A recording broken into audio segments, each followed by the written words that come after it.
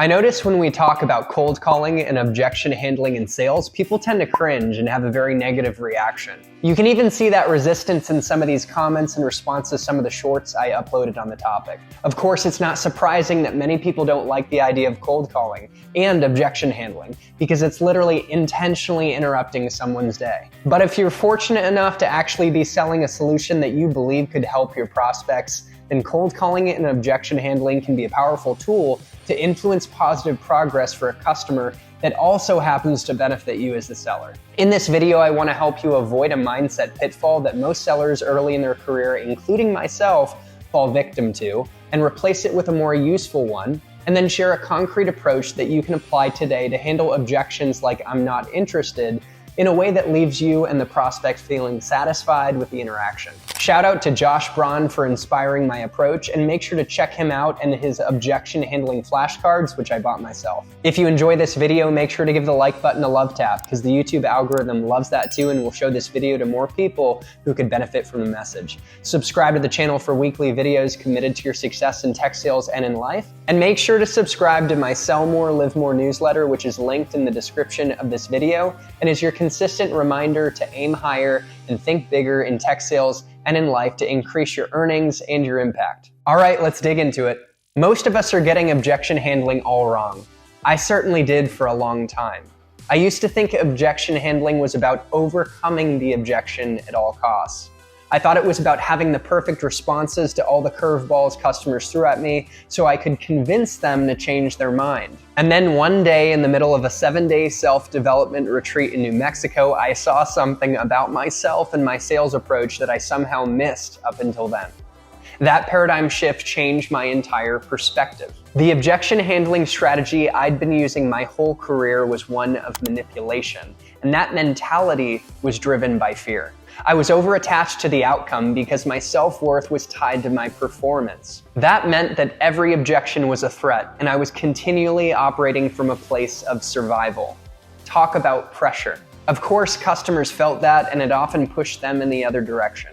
I realized that effective objection handling doesn't happen in a survival context. It can only happen when we're detached from the outcome and when we diffuse sales pressure. It happens when we create the space for a two-way conversation, get on the same side of the table with the prospect and seek the truth together. Is the prospect actually running to a meeting, or is this just a polite way to get me off the phone?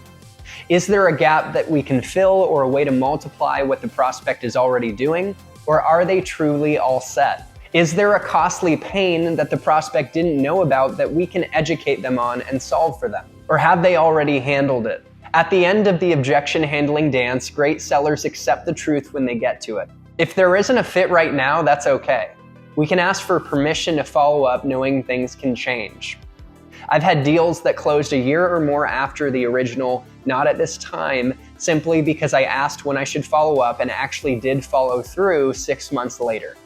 And the deals the second time around were even bigger than they would have been initially. So the moral of the story when it comes to objection handling mindset is objection handling works best when we work on ourselves first. When we experience ourselves as enough and have an abundance mindset, it takes the pressure off of us and the pressure off the customer, opens up better conversations and bigger opportunities in the long run. I personally think a better name for objection handling is truth seeking. What do you guys think? Tell me in the comments. So with this new mindset, let's look at handling the all too common objection, "I'm not interested." Before getting into the actual approach of how to respond if this is actually the true objection, let's look at a possible tough truth that could be the root cause of the customer telling you this. Maybe you're not being interesting enough in the first place. What do customers actually find interesting? Big, expensive problems they haven't thought of before.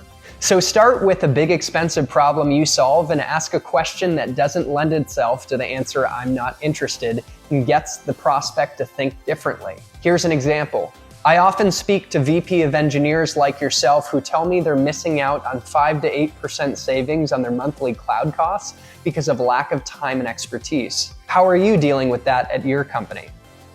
Be quiet and create an opening for a conversation to unfold. So now if you're starting your cold call on a more interesting note and leading with a big expensive problem and a strong open-ended question and you still get "not interested," then you can do two key things. 1, diffuse sales pressure calmly, and 2, throw out an accusation audit. So let's dig into diffusing pressure calmly. Here are 2 potential responses to "I'm not interested" that can do this. That's okay. That's not a problem. Pause. You're not trying to force or change the prospect's mind and respond. You are simply accepting. That takes the pressure off. The second option to diffuse sales pressure is using a mirror, which is repeating back what you heard from the customer with a slight uptone. "I'm sorry, not interested?"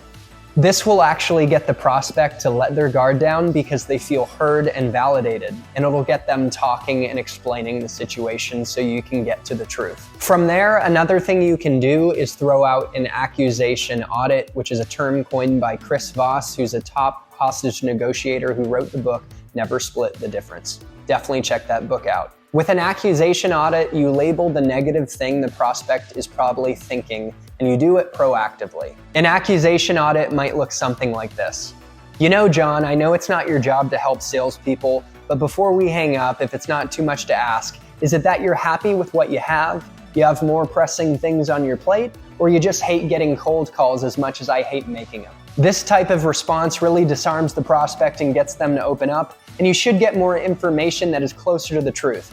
And at the end of the day, all you can ask for is a more open dialogue. Now, it's easy to talk about objections in theory, but when you get an actual customer objection live in the moment, it can be stressful and very flustering. If you could click pause in the moment and think through your response, you'd be fine, but you can't. So use flashcards to practice repetitively and deliberately so you know your lines in the heat of the moment. Practice and preparation breeds much more confidence when you're put on the spot. When you practice your responses for each line of text, repeat it a few times and recall it without looking. Move to the next line and rinse and repeat until you have all the lines memorized.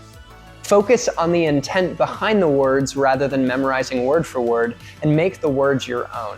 Well, that's all I've got. Thank you for your time and attention, and I hope you got value out of this video. If you did, hit the like button. And if you haven't already, subscribe to the channel for weekly videos committed to your success in tech sales and in life. And if you're set on becoming a top cold caller, make sure to check out another video I did on how many cold calls you should be making a day. And make sure to subscribe to my Sell More, Live More newsletter linked in the description of this video. As a thank you just for subscribing, you'll get access to free winning cold call scripts, an interview checklist when you're applying for SDR roles, and a 90-day SDR success plan. Not to mention, the newsletter will keep you up to date on the latest with the community and offer tools to increase your impact and earnings in tech sales and in life. Cheers to your personal and professional success in tech sales and in life.